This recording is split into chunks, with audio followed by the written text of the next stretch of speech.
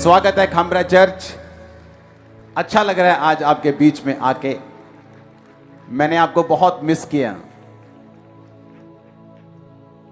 तो मैं आनंदित हूं आज यहां पहुंचकर। आप सेम नहीं है आज। आमीन ऊंचा, ये बरकत हमारी है। और याद रखो, डिलीवरेंस वीक्स की शुरुआत हो चुकी है। 7 हफ्ते लगातार, ये पहला हफ्ता है। 7 वीक्स। आपकी कोई भी प्रॉब्लम, फोटो, पासपोर्ट्स, डॉक्यूमेंट्स, ये 7 वीक्स कंटिन्यू चर्च में एंटर होने चाहिए और उन पे आग उतरेगी और आप टेस्टिमनी के साथ वापस आएंगे। जब एक प्रोफेटिक वर्ड रिलीज होता है, आपको मालूम होना चाहिए। बैठ जाओ, अपने घुटनों पे आओ, अपनी बाइबल को उठाओ, बोलो जो मैं सुनूं 100 गुना फलों को लेके आऊं। अंधकार की शक्तियां इसे चुराने न पाए, प्रभु यीशु मसीह के सामर्थी नाम में। आज से जब ये मैंने प्रोफेटिक वर्ड आपको दिया था, किसी ने इमेजिन नहीं किया था कि ऐसे देश जो डेवलप्ड हैं वहां फूड की शॉर्टेज होगी। अपने पड़ोसी को बोलो ध्यान से सुन। ये लेडीज बैठ क्यों नहीं रही? ऐसा खामरा चर्च में होता नहीं। या तो वॉलंटियर सो रहे हैं या लोग नए हैं। हालेलुया। अपने हाथों को उठाओ, मनन करो, अपने स्पिरिट में एक चीज को लेके जाओ। बोलो जो कुछ आज मैं देखूंगा, मैं शक्की नहीं हूंगा, मैं उस पर फल लेके आऊंगा। ऊंची आवाज में, ऊंची आवाज में।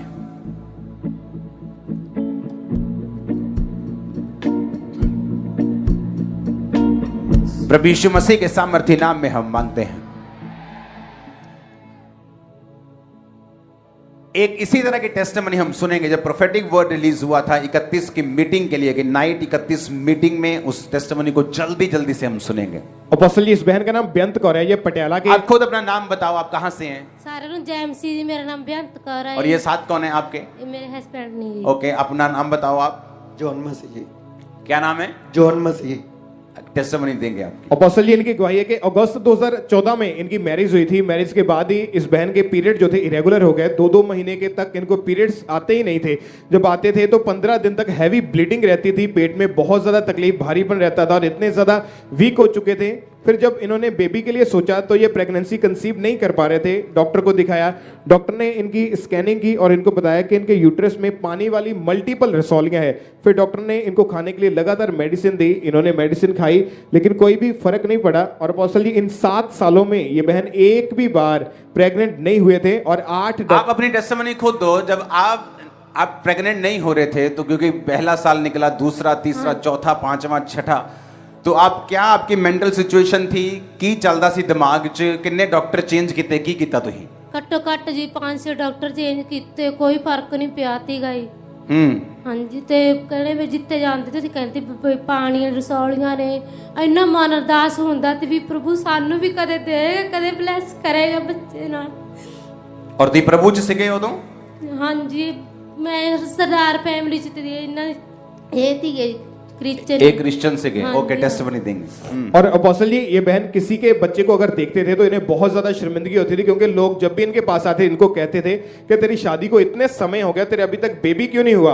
और यही बातों को सोच कर ये बहन इतने डिप्रेस हो चुके थे। इनके मन में भी यही धारणा इन्होंने कर लिया था कि मेरे कभी बेबी नहीं हो सकता, और इतने ज्यादा निराश थे। फिर अपोस्टल जी, इनके अंकल ने, इनके फूफा जी ने इनको खामरा चर्च की, जो पटियाला चर्च ब्रांच की ओपनिंग हुई थी, उस मीटिंग के बारे में बताया। और ये पहली बार उस पटियाला चर्च की ओपनिंग में गए तो इन्होंने जब वहां जाकर वचनों को सुना, इनको बहुत ज्यादा शांति महसूस हुई। इनका विश्वास बढ़ा कि इतनी बड़ी बड़ी गवाहियां हो रही है तो परमेश्वर मुझे भी यहां से आशीषित करेगा। जब तुसी गवाहियां सुनिया पटियाले जाके सुनिया सी? हाँ जी, हाँ, मैं पटियाला। तनु इतना नहीं लगा कि लोग खरीदे हुए ने, ये गलत ने, फेक ने, खरीदे ना हो? ना, मैंने कोई नहीं लगा इतना। तनु लगा कि यार सच्ची है सारा कुछ? हाँ जी, हाँ, मैं। और तुसी क्रिश्चियन नहीं सीखे लेकिन गवाहियां सुन के विश्वास किया तुसी? हाँ जी, हाँ, मैंने विश्वास। क्या हुआ उसके बाद? और अपोस्टल जी, इन्होंने फिर लगातार प्रभु के घर में आकर सेवा भी करनी शुरू कर दी थी और विश्वास इतना बढ़ गया। फिर 31 दिसंबर 2021 को द क्रॉसओवर नाइट मीटिंग में ये बहन पटियाला ब्रांच में जब मौजूद थे तो अपोस्टल जी जब आपने प्रेयर की और अनॉइंटेड स्वीट जो थी वो सारी कलीसिया को दी थी, तो इन्होंने उस अनॉइंटेड स्वीट को ग्रहण किया था और कुछ वर्ड्स आपने अपोस्टल जी डिक्लेयर किए थे।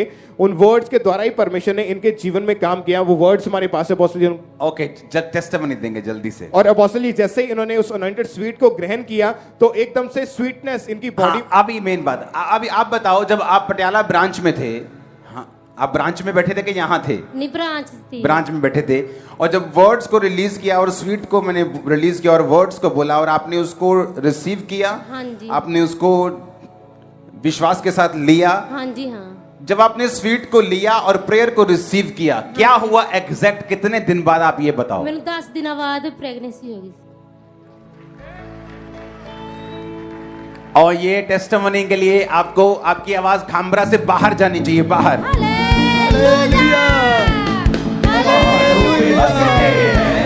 जो खामरे से बाहर रोड पे होना, उसे कुछ होना चाहिए कि क्या हो रहा है यहाँ अंदर, 1 किलोमीटर अंदर क्या हो रहा है।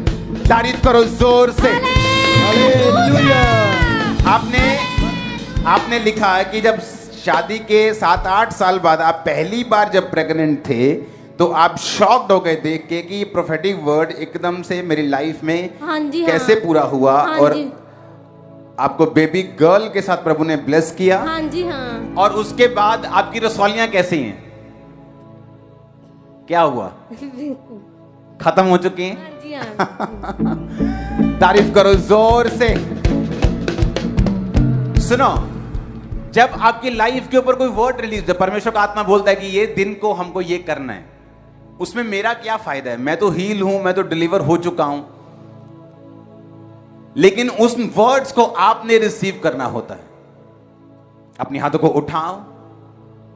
बहन, आप अन्य जातियों से आए हैं, आप यीशु मसीह को नहीं जानते थे। बहुत से लोग हैं जो नए हैं, आप उनको क्या बोलना चाहते हो? जो ब्लेसिंग अभी तक नहीं मिली, जो वेट कर रहे हैं, जो अभी भी प्रार्थना कर रहे हैं, आप क्या कहना चाहते हो मैं उनको? साਰਿਆਂ ਨੂੰ कहने जिन्हां ਦੇ नहीं वे भी हैगे, परमेश्वर ते विश्वास रखो। जिवें मैनू 7 साल बाद बेटी नाल ब्लेस करे, प्रभु सोना नु भी करेगा। अपने पड़ोसी को बोलो, विश्वास रखो।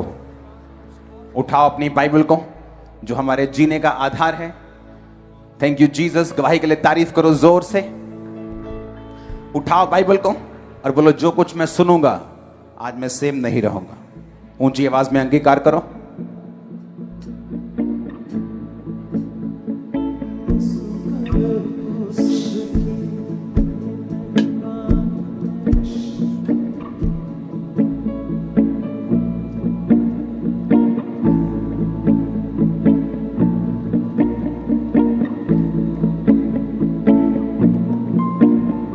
प्रभु यीशु मसीह के सामर्थी नाम में हम मांगते हैं। लूका 9 उसकी 28 से 43 आयत को मैं यहां पे पढ़ूंगा। वहां आवाज बिल्कुल ठीक है, यहां ओवर आवाज। अपनी बाइबल को खोलेंगे, लूका 9 उसकी 28 से 43 आयत। इन बातों के कोई 8 दिन बाद वह पतरस, यूहन्ना और याकूब को साथ लेकर प्रार्थना करने के लिए पहाड़ पर गया। जब वह प्रार्थना कर रहा था तो उसके चेहरे का रूप बदल गया और उसका वस्त्र श्वेत होकर चमकने लगा। और देखो, मूसा और एलिया उसके साथ 2 पुरुष बातें कर रहे थे। वो महिमा सहित दिखाई दिए और उसके मरने की चर्चा कर रहे थे, जो यरूशलेम में होने वाला था। पतरस और उसके साथी नींद से भरे थे, और जब वह अच्छी तरह सचेत हुए तो उसकी महिमा और उन 2 पुरुषों की जो उसके साथ खड़े थे उनको देखा। जब वे उसके पास से जाने लगे तो पतरस ने यीशु से कहा, हे स्वामी, हमारा यहां रहना भला है कि हम 3 मंडप बनाएं, एक तेरे लिए, एक मूसा के लिए और एक एलिया के लिए। वो ना जानता था कि क्या कह रहा है। वह कह ही रहा था कि एक बादल ने उसे छा लिया, और तब वे उस बादल से घिरने लगे तो डर गए। तब उस बादल में से शब्द निकला, ये मेरा पुत्र है, ये मेरा चुना हुआ है, ये मेरा प्रिय पुत्र है, इसकी सुनो। ये शब्द होते ही यीशु अकेला पाया गया, और जब वो चुप रहे, जो कुछ उन्होंने देखा था, कोई भी बात उन दिनों में किसी से ना कही। दूसरे दिन जब वो पहाड़ से उतरे तो एक बड़ी भीड़ उनसे आ मिली, और देखो, भीड़ में से एक मनुष्य ने चिल्लाकर कहा, हे गुरु, मैं तुझसे विनती करता हूं कि मेरे पुत्र पर कृपा दृष्टि कर, क्योंकि वह मेरा इकलौता है। देख, एक दुष्ट आत्मा उसे पकड़ती है और एकाएक वो चिल्ला उठता है। वह उसे ऐसा मरोड़ती है कि वह मुंह में झाग भर लाता है और उसे कुचलकर कठिनाई से छोड़ती है। मैंने तेरे चेलों से विनती की कि उसे निकालें, परंतु वो ना निकाल सके। यीशु ने उत्तर दिया, हे अविश्वासी और हठीले लोगों, मैं कब तक तुम्हारे साथ रहूंगा और कब तक तुम्हारी सहूंगा। अपने पुत्र को यहाँ ले आ। वह आ ही रहा था और दुष्ट आत्मा ने उसे पटक कर मरोड़ा, परंतु यीशु ने अशुद्ध आत्मा को डांटा और लड़के को अच्छा करके उसके पिता को सौंप दिया। तब सब लोग परमेश्वर की महासामर्थ्य से चकित हुए। सब बोलो आमीन। ऊंची आवाज में बोलो आमीन। अपने हाथों को उठाओ, बोलो ये वचन मेरी जिंदगी में 100 गुना फलों को लेके आए। ऊंची आवाज में, ऊंची आवाज में।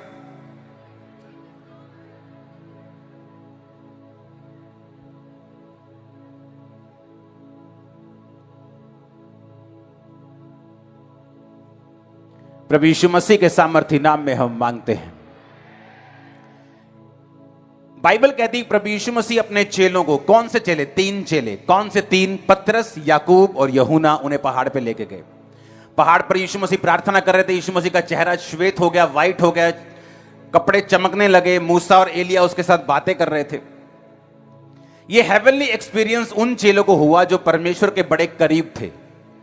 वो जो सबसे करीब थे वो याकूब था, वो पतरस, याकूब, यूहन्ना और पतरस। ये 3 चेले परमेश्वर के सबसे करीब थे।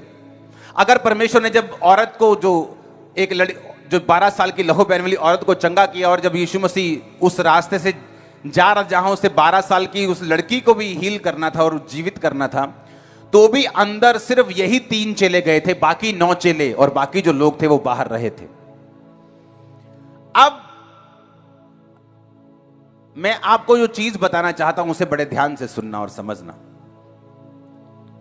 जब ये सारी घटना हो रही थी और प्रभु यीशु मसीह पहाड़ पे थे और ये सुपरनैचुरल एक्सपीरियंस चेलों के साथ हो रहा था, और जब वो वापस आए तो बहुत से लोग खड़े थे यीशु मसीह का इंतजार करने के लिए।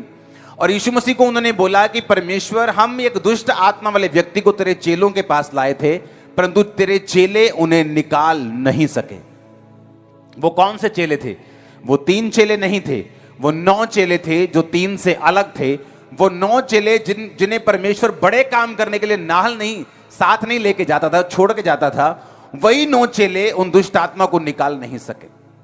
आप मसीह लाइफ में देखते हो क्रिश्चियंस को, विश्वासियों को, कुछ विश्वासी हैं जो बड़े आनंद के साथ जी रहे हैं, कुछ सेवकाइयां हैं जो बड़े आनंद के साथ और जुम्बश के साथ और विक्ट्री के साथ चल रही हैं, लेकिन कुछ लोग ऐसे भी हैं जो फ्रस्ट्रेशन के साथ चल रहे हैं, जो खिजाहट के साथ चल रहे हैं, जिनकी लाइफ में वो नहीं हो रहा जो बाकी बड़े चेलों की लाइफ में हो रहा है, जो पतरस की लाइफ में हो रहा है वो उनकी लाइफ में नहीं हो रहा। और कारण परमेश्वर नहीं है, कारण वो लोग खुद हैं। जब बाइबल कहती परमेश्वर ने चेलों से कहा कि लोग मुझे क्या कहते हैं, कहते परमेश्वर, कोई कहता है कि तू यूहन्ना है, कोई कहता है तू एलिया है। पतरस को परमेश्वर ने पूछा, तू मुझे क्या सोचता है, मैं कौन हूं? उसने कहा, तू जीवते परमेश्वर का बेटा, तू मसीह है। परमेश्वर ने कहा, इस बात के कारण मैं तुझ पे अपनी कलीसिया बनाऊंगा और तुझ पे अधोलोक के फाटक जो होंगे वो प्रबल नहीं होंगे, क्योंकि ये बात तुझ पर मांस और लहू ने नहीं परंतु परमेश्वर की आत्मा ने प्रकट की है। हालेलुया। 2 तरह के विश्वासी हैं, एक वो जो फ्रस्ट्रेट रहते हैं, जो काम नहीं कर पाते, आत्मिक शक्तियां जिनके पास नहीं हैं, जो हर टाइम संघर्ष करते हैं, और दूसरे तरह के हैं जो हर वक्त विक्ट्री में रहते हैं, जीत में रहते हैं, और दूसरे जब उनको देखते हैं उन्हें लगता है कि ये कैसे कर पा रहे हैं, और वो विरोध भी करते हैं। अब जो चेले 9 नहीं कर सकते थे वो 3 कर सकते थे। आपको ध्यान से अब बात को समझना है। इसमें परमेश्वर का कसूर नहीं था, बात यह थी कि आप लोग परमेश्वर के वचन को कितना ग्रहण करते हो।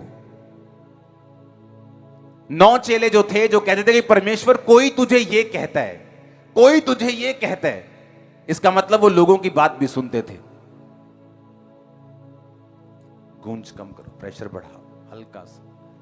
अपने पड़ोसी को बोलो, वो खुदा की बात भी सुनते थे और लोगों की बात भी सुनते थे।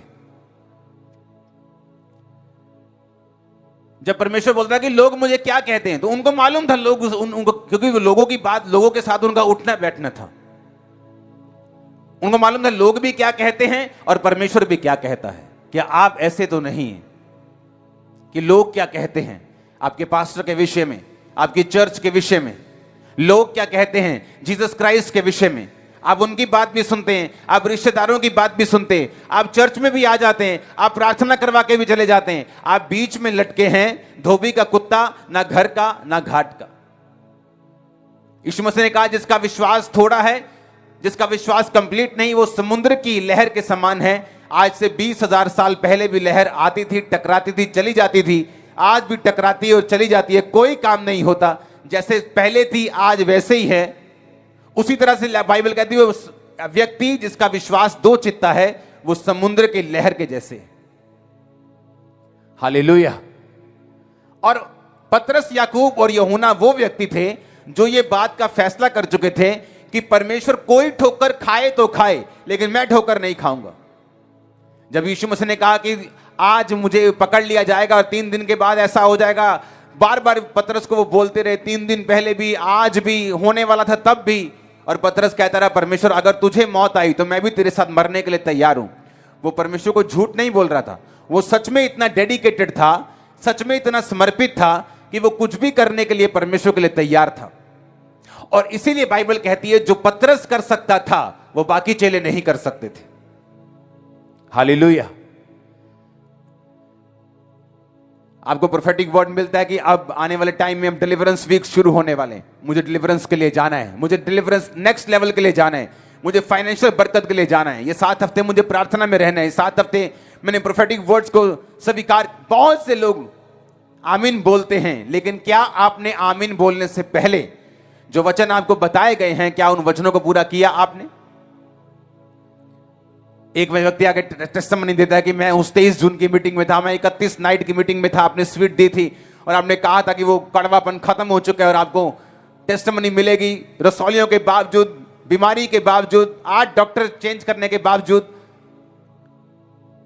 अपनी टेस्टिमनी को मैं रिसीव करके वापस गई। 1 वीक के अंदर मैं प्रेग्नेंट थी। उसके बाद परमेश्वर ने मुझे बेबी दिया। कैसे? क्योंकि आप वर्ड्स को रिसीव कर रहे हैं और वर्ड से पहले भी जो बताया जा रहा है आप उस पर बिलीव कर रहे हैं। हालेलुया। आज से कुछ साल पहले जब टेस्टिमनी चर्च में चल रही थी तो बहुत से परदेसी लोग थे जो गवाही दे रहे थे कि हमने अपना घर ले लिया, हमने अपना घर ले लिया। हम बिहार से आए हैं, हम यूपी से आए हैं, मैं महाराष्ट्र से आई हूं, मैं पंजाब में रहती हूं, हम काम करते थे, हमने अपना घर लिया है। तो मैं बड़ा हैरान होता कि पंजाबी लोग अपनी टेस्टिमनी क्यों नहीं दे रहे अपने घर की। ये बाहर से लोग आ रहे हैं और टेस्टिमनी दे रहे हैं। जब उनको एग्जामिन किया गया, जब करीब से देखा गया, तो उन लोगों की जो विश्वास था, जो श्रद्धा थी, जो फेथ था, वो दूसरे लोगों से कहीं ज्यादा था। वो एक चर्च में टाइम था जब रजिस्ट्रियां होने वाली होती थी, बोलता कि ये येलो पेपर लेके जाओ, अगले हफ्ते बोना है, नेक्स्ट मंथ बोना है, बहुत जरूरी है, इसके बिना चलेगा नहीं। पंजाबी सोचते थे कई बार, लेकिन वो लोग सोचते नहीं थे। वो बोलता कि हाँ चर्च ने बोला है, कोई प्लान नहीं, कोई सोचना नहीं, जो करते थे, सुनते थे, करते थे। और वो ब्लेस होके सामने भी आए, टेस्टिमनीज भी दी, और आपकी टेस्टिमनीज भी श्योर है यीशु मसीह के नाम में। अगर आमीन हो चाहे चर्च। आप मेरी बात को समझ रहे कि नहीं? वो लोग बिना शक के, बिना किसी शक के कि पास्टर को उनको मालूम है ये बात कि चर्च की आपकी ऑफरिंग मैं देखता तक नहीं, मेरे घर में आपकी ऑफरिंग नहीं आती, बैंक में जमा होने से पहले भी घर में नहीं आती, वो चर्च के स्ट्रांग रूम में होती। आप कितना पैसा देते हो सिर्फ आपको पता है, परमेश्वर को मालूम है। वो 20-25 लोगों की टीम गिनती है, in house CA, outside CA, वो सब चेक करते हैं पैसा कहां जा रहा है, कहां खर्च हो रहा है। टीम है जहां जो सारे खर्चे का ध्यान रखती है, कोई गलत पैसा जा तो नहीं रहा, पक्के में सारा काम होता है। किस आप मुझे मालूम भी नहीं होता आपका 2000 का नोट किस रंग का है, लेकिन ये एक सिस्टम परमेश्वर ने इसलिए बनाया कि आप लोग बरकत को पा सके। मैंने लोगों को देखा है अपने कर्जे के लिए प्रार्थना करना कि परमेश्वर मेरे कर्जे से मुझे आजाद कर, और 10 साल से प्रेयर कर रहे हैं। वो जो टाइथ बोते हो, नहीं, आप कभी भी कर्जों से फ्री नहीं हो सकते, क्योंकि बाइबल कहती है परमेश्वर ने एक स्ट्रक्चर बनाया, एक वचन का स्ट्रक्चर बनाया, एक सिस्टम बनाया, उस सिस्टम के बाहर बरकत नहीं है। अगर आप लोगों की भी सुनेंगे, अगर आप दिमाग की भी सुनेंगे, आप वो नहीं ले सकते जो परमेश्वर आपको देना चाहता है।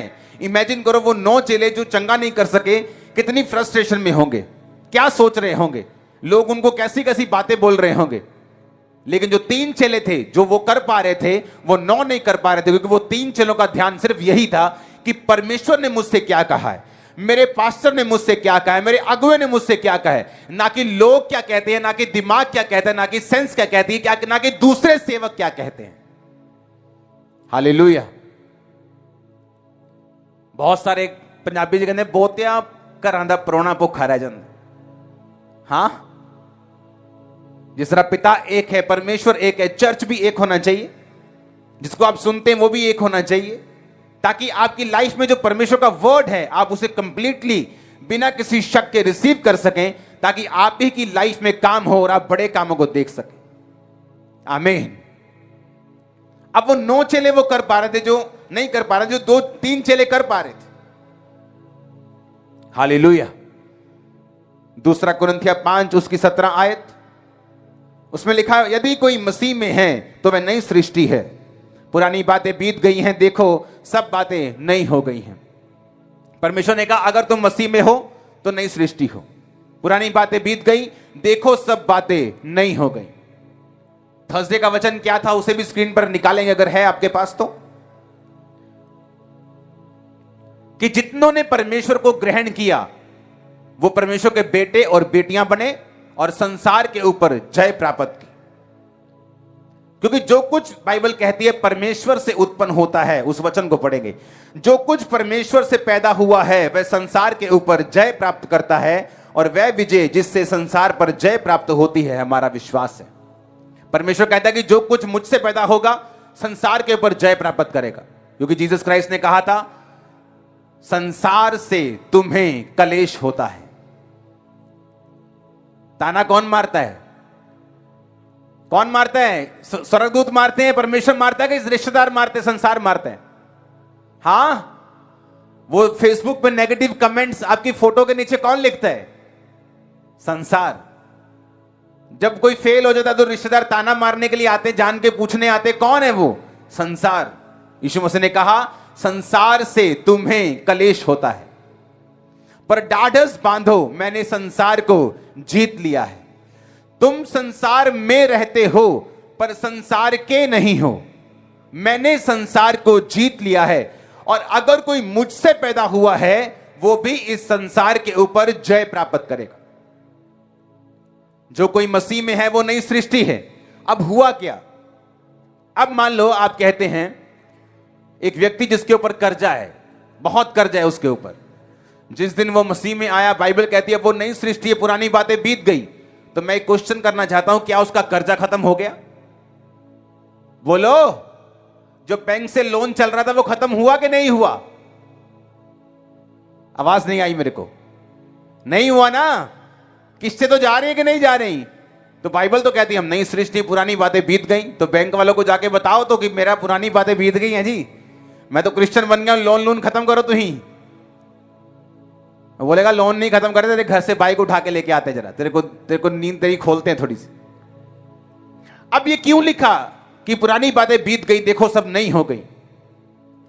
क्योंकि जिस वजह से आपके घर में कलेश है, जिस वजह से आपके घर में कर्जा है, जिस वजह से आप बीमार हैं, परमेश्वर ने कहा मैंने वो सब चीजों को खत्म कर दिया है। तुम एक अच्छे प्लेटफॉर्म के ऊपर आ चुके हो जहां से तुम अपने कर्जे को खुद खत्म कर सकते हो। अब ध्यान से सुनो, अगर मान लो मैं जब मसीह में आया तो मैं नई सृष्टि हूं, अब मैं मसीह में हूं, मुझे यह वचन मालूम होना चाहिए कि जो कोई मसीह से पैदा हुआ है वो संसार के ऊपर जय प्राप्त करता है। अब कर्जा भी संसार का है, तो मैं क्या करूंगा? अब मैं बाइबल में से ढूंढूंगा कि परमेश्वर का वचन इस कर्जे के विषय में क्या कहता है, क्योंकि बाइबल कहती है मसीह से पैदा होने का मतलब है मुझे वचन से पैदा होना पड़ेगा। अगर वचन से पैदा मैं नहीं हुआ हूं, जिस तरह यूहन्ना 1 उसकी 12 और 13 में लिखा, जितनों ने उसे ग्रहण किया उसने उन्हें परमेश्वर की संतान होने का अधिकार दिया, अर्थात जो उसके नाम पर विश्वास रखते हैं वो ना तो लहू से, ना शरीर की इच्छा से, ना मनुष्यों की इच्छा से, परंतु परमेश्वर से उत्पन्न हुए हैं। सब बोलो आमीन। क्या कहा परमेश्वर ने? कि जितने उसको ग्रहण करते हैं, परमेश्वर उन्हें अपनी संतान होने का अधिकार देता है। वो अब मांस से, शरीर की इच्छा से, लहू से, मनुष्यों की इच्छा से नहीं, परंतु प्रभु से उत्पन्न हुए हैं। आप पैदा हुए, आपके माता पिता ने आपको पैदा किया, आपका सेम ब्लड है, आपका डीएनए मैच करता है। डॉक्टर बोलते हैं भाई साहब तुम मीठा नहीं खाते लेकिन फिर भी शुगर होगी तुमको, क्योंकि तुम्हारे जनरेशन में शुगर है। ये सब बीमारियां तुम्हें जनरेशन से मिलती आ रही हैं। अगर किसी की जनरेशन में कैंसर है, डॉक्टर बोलते हैं अगर आपकी जनरेशन में कैंसर है तो बड़े चांसेस है कि वो आपको भी होंगे। लेकिन यीशु मसीह ने कहा अगर तुम मुझसे पैदा हुए हो तो अब तुम मनुष्य की इच्छा से नहीं, यानी अपने मां बाप की इच्छा से नहीं, लहू से नहीं, अपनी माता के गर्भ के उस प्लेसेंटा से नहीं, शरीर की इच्छा से नहीं, क्योंकि माता पिता ने तुम्हें चाहा कि पैदा हो, परंतु अब तुम प्रभु से पैदा हुए हो। तुम्हारा डीएनए चेंज कर दिया गया है। वो डीएनए फेलियर का निकाल के सक्सेस का डाल दिया गया है। अब बात यह है, पतरस, याकूब और यूहन्ना बिना फ्रस्ट्रेशन के, बिना खिचखिच के, बिना संघर्ष के सेवकाई करते रहे, फल पाते रहे, लाखों में जाते रहे, और दूसरे संघर्ष करते रहे। तीसरे तरह के भी होंगे जो बिल्कुल नाकामयाब होंगे। कारण क्या? कितना वचन आप परमेश्वर का सुनते हैं और उसे सीरियसली लेते हैं, यह डिपेंड करता है कि आप अपनी लाइफ में कितना आगे जाएंगे। अब यहां पे क्या लिखा हुआ है? जब मुझे मालूम हुआ कि अगर मैं प्रभु से पैदा हुआ हूं तो अब मैं किसी मनुष्य की इच्छा से नहीं, लहू से नहीं, प्रभु से पैदा हुआ हूं। मेरा डीएनए चेंज कर दिया गया है। और अगर मैं मसीह में हूं तो नई सृष्टि हूं। जब मैं मसीह में आया तो मेरी कोई ऐसी स्टोरी नहीं है कि मैं गरीब था या मैं बड़ा फाइनेंशियल ट्रबल में था, प्रभु ने मुझे ब्लेस किया। मेरी ऐसी स्टोरी नहीं। मैं ब्लेस था फाइनेंशियली मुझे कोई प्रॉब्लम नहीं थी जब मैं मसीह में आया। लेकिन मसीह में आने के बाद फाइनेंशियली मैं और ब्लेस हुआ। हमारा बिजनेस ब्लेस हुआ। बिजनेस खुदावन ने बहुत आगे बढ़ाया, वो बात अलग है। खुदावन ने बरकत देनी शुरू की। सेवकाई से पहले ही एक बड़ा बिजनेस था मेरा टाइल्स का। जब मैं मसीह में सेवकाई छोड़ के आया, सेवकाई को मैं आया बिजनेस छोड़ के, तब बहुत बड़े बिजनेस को, सक्सेसफुल बिजनेस को छोड़ के आया था। लेकिन वो बिजनेस कैसे बड़ा हुआ, कैसे कर्जों से आजाद हुआ? जब मुझे मालूम हुआ कि अब मैं मसीह में हूं, पुरानी बातें बीत गई, यानी अब मैं कुछ भी जो एफर्ट करूंगा, मैं प्रयत्न करूंगा, मैं प्रेयर करूंगा, मैं मेहनत करूंगा, मैं उसमें सफल होऊंगा, क्योंकि मेरा डीएनए चेंज कर दिया गया है। मैं मनुष्य के डीएनए से बदलकर अब परमेश्वर के डीएनए से जुड़ चुका हूं। जीसस क्राइस्ट के डीएनए में बीमारी नहीं है। जीसस क्राइस्ट के डीएनए में फेलियर नहीं है। आप कभी फेल नहीं होंगे। आमीन खड़कने वाला चाहिए। लेकिन बात समझ की है। पतरस, याकूब और यूहन्ना को समझ आ गई कि ये भाई, ये मसीह है, ये खुदा का बेटा है। पीछे निकलना है, इसके पीछे जाना है। मरना, जीना, खाना, पीना, बैठना, उठना, घाटा, वादा, सारा कुछ ਇਹਦੇ ਨਾਲ हूं। मर गए ਇਹਦੇ, जींदे ਇਹਦੇ, चंगे ਇਹਦੇ, बीमार ਇਹਦੇ, सारा कुछ ਇਹਦੇ ਨਾਲ है। पर दूसरे लोग क्या कहते हैं? मेरी मासी ने कुछ कहा है, अच्छा ध्यान रखी थोड़ा, मैंने यीशु मसीह बारे कोई खबर मिली हूं, ध्यान रखी थोड़ा जिहा, हिसाब ना चलनी। उनको यह भी मालूम था संसार क्या कह रहा है। लेकिन उन तीनों को मालूम था खुदा तू मरेगा मैं मरूंगा, तू जिएगा मैं जीऊंगा, तू जाएगा मैं जाऊंगा, तू कूदेगा मैं कूद जाऊंगा, तू चढ़ेगा मैं चढ़ जाऊंगा। हालेलुया। अब बाइबल कहती है जब मालूम हुआ कि मैं नई सृष्टि हूं, अब मुझे क्या करना है? मुझे वो चेक करना है जो खुदा ने अपने मुंह से बोला है। मेरी लाइफ की आदत थी, मैं 10% नहीं निकालता था, मैं 20% निकालता था अपनी मसीह जिंदगी की शुरुआत में, तभी भी। और उसके बाद भी बहुत से ऐसे खर्चे थे चर्च के जो मैं अपनी जेब से करता था। और खुदा ने क्या किया? मुझे वो ब्लेस करता गया। क्योंकि बाइबल कहती जब तू बोएगा तू काटेगा, तू जितना बोएगा उतना काटेगा।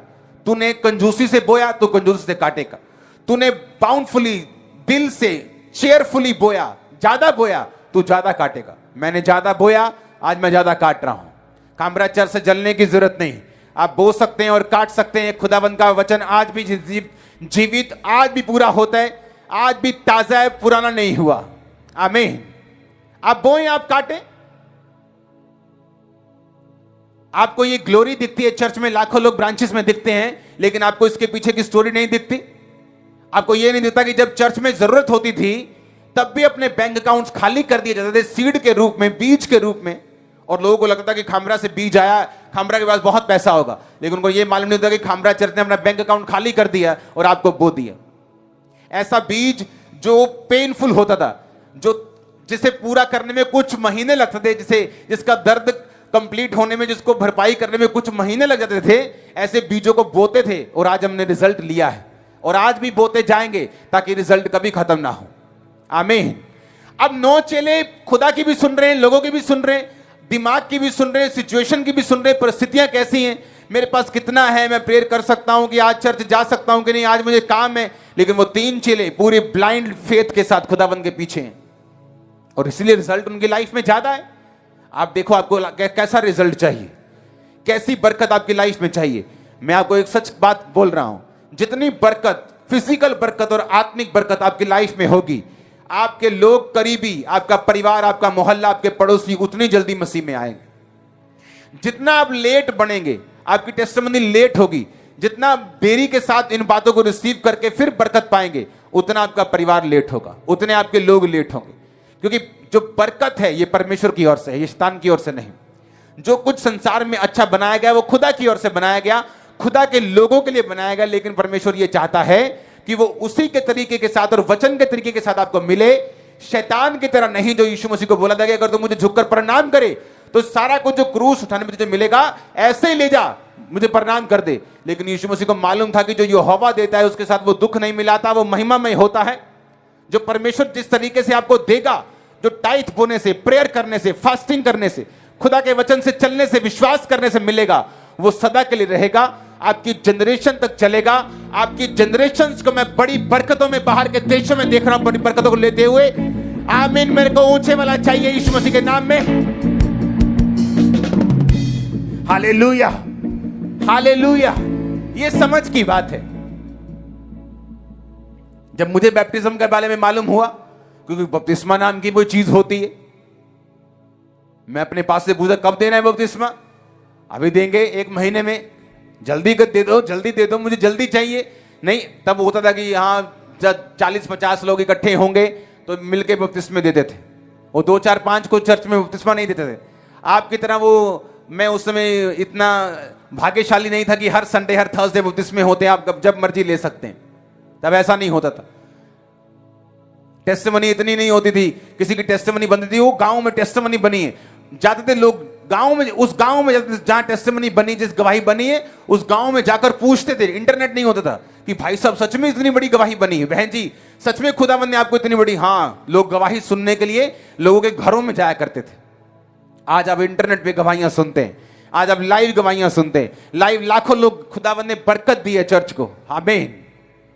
आप प्रिविलेज्ड लोग हैं, आपको मालूम नहीं आप कितना बड़ी दया के नीचे हैं, आप कितने बड़े अनुग्रह के नीचे, अभी आपको मालूम नहीं।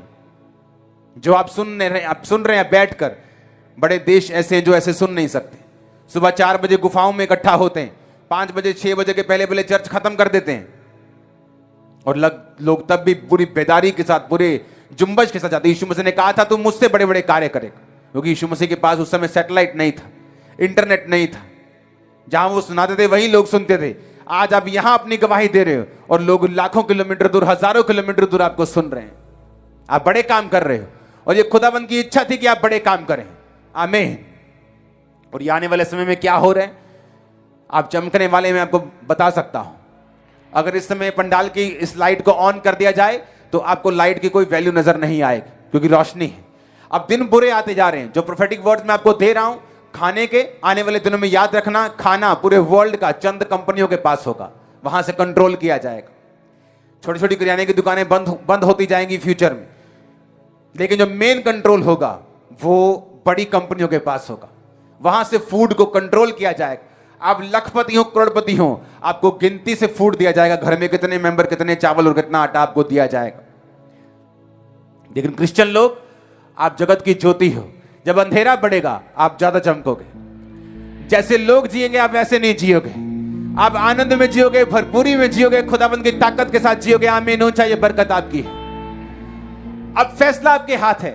आपको 9 चेलों की तरह बनना है, हिसाब से चलना है, देख के चलना है, कि हाँ जेब अलाउ कर रही है टाइट दे दें, इस महीने खर्चा ज्यादा हो गया नहीं देना, आज मेरा टाइम अलाउ कर रहा है मैं चर्च में जाऊं, आज मुझे ज्यादा काम आ गया चर्च में नहीं हूं। आपको देखना है कि आपने अपने हिसाब से चलना है, कि आपने पूरी बाइबल को, पूरी तरह से वचन को फॉलो करना है। परमेश्वर आपको चॉइस देता है, आप धीरे धीरे बढ़ सकते हैं, आप जल्दी बढ़ सकते हैं, आप बहुत आगे जा सकते हैं, आप एक जगह पे सेटिस्फाइड होकर रुक सकते हैं। आपकी ये अपनी चॉइस है, परमेश्वर की चॉइस नहीं। उसने आप पर छोड़ा, जितना बढ़ना चाहते हैं, जितनी बरकत पाना चाहते हैं, जितना आगे जाना चाहते हैं, ये मसा परमेश्वर ने आपको दिया है। हालेलुया।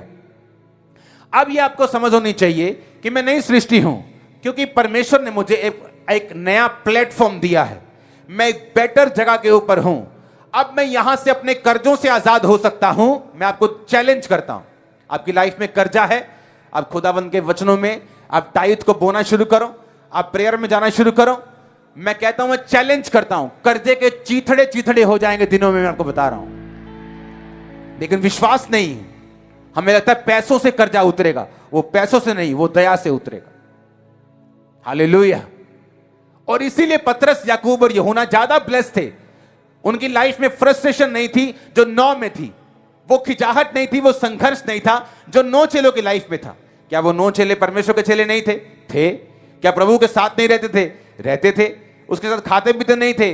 खाते पीते भी थे। क्या खुदा से प्यार नहीं करते थे?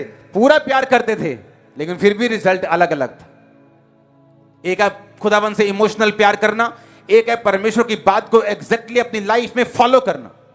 जो मसीह से पैदा हुआ है वो संसार के ऊपर जय प्राप्त करता है। क्या है संसार में? बीमारियां हैं, क्या है? कलेश है, क्या है? ताने हैं, क्या है?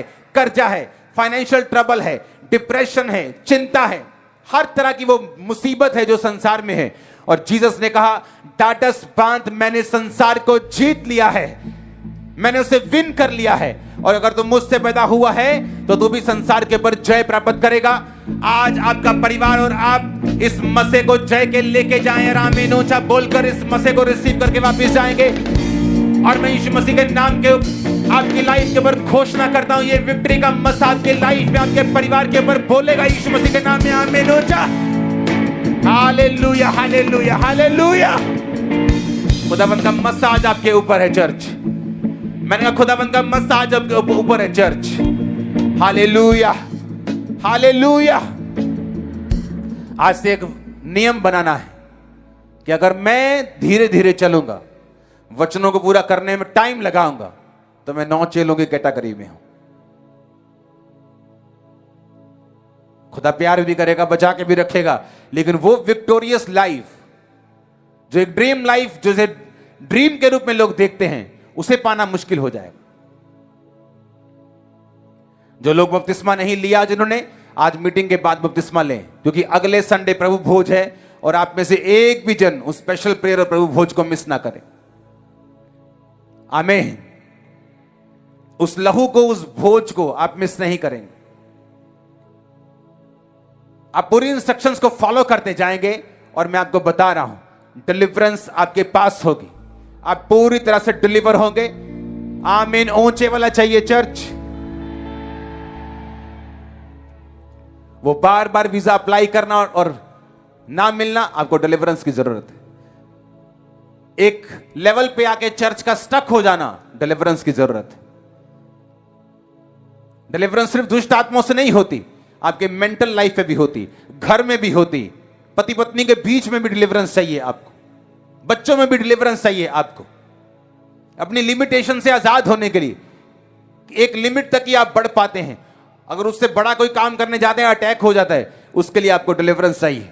और ये 7 हफ्ते आपको लॉन्च कर देंगे यीशु के नाम में, नए हथियार के रूप में आप आगे बढ़ने जा रहे हैं। आमीन ऊंचा, ये बरकत आपकी है। आमीन। खुदावंद का वचन पूरे इंडिया में फैल रहा है। बहुत जल्दी आपको जम्मू कश्मीर की और हिमाचल की गुड न्यूज देंगे, बहुत जल्दी। दोनों ब्रांचेस की गुड न्यूज जल्दी जल्दी आपको मिलने वाली है। आमीन। कितने लोग हैं हिमाचल से? हाथ खड़ा करना जरा, हिलाओ जरा हाथों को। और जम्मू कश्मीर से, जम्मू कश्मीर से देखो कहां कहां से लोग चर्च में बैठे हैं। अब आपके उधर ही शुरू होगी चर्च। हालेलुया। कितने इन वचनों को समझ रहे हैं? अपने पड़ोसी को बोलो, वचन पूरा करने में देरी मत करना, क्योंकि वो तेरी बरकत में देरी करेगी, तेरी डिलीवरेंस में, तेरे छुटकारे में देरी करेगी। जैसे वचन मालूम हो उसको पूरा करना, तो बरकत का हकदार होगा। आमीन बोलो एक बार ऊंची आवाज में, आमीन बोलो ऊंची आवाज में। हालेलुया। तो हिमाचल के लिए, जम्मू कश्मीर के लिए आप प्रार्थना करते रहेंगे। और भी बहुत सारी ब्रांचेस है फॉरेन में जो खुलेंगी, लेकिन धीरे धीरे आपको गुड न्यूज देंगे। सारे लड्डू एकदम से नहीं खाने हैं, हेल्थ बनी रहे ताकि आपकी, आमीन, आपकी भी किसी और की भी। हालेलुया। एक और बात प्रोफेटिकली मैं आपको बताना चाहता हूं, उसके बाद मैं प्रेयर में जाऊंगा।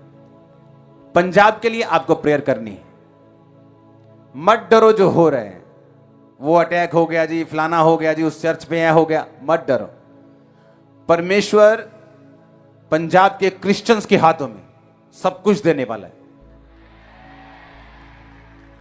और सरकारों को भी ये मैसेज है कि कोई क्रिश्चियन आपका दुश्मन नहीं, जब तक आप उसे जबरदस्ती बनाने की कोशिश ना करें।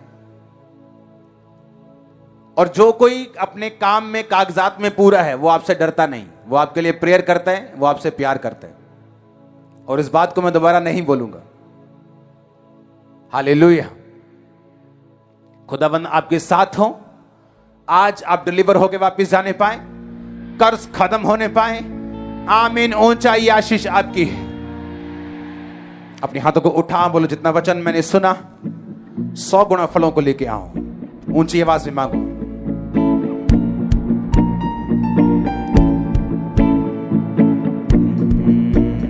परमेश्वर के वचनों को सुनने के लिए हमारे चैनल को सब्सक्राइब कीजिए और हमारी लेटेस्ट वीडियो सबसे पहले देखने के लिए बेल आइकन को प्रेस कीजिए।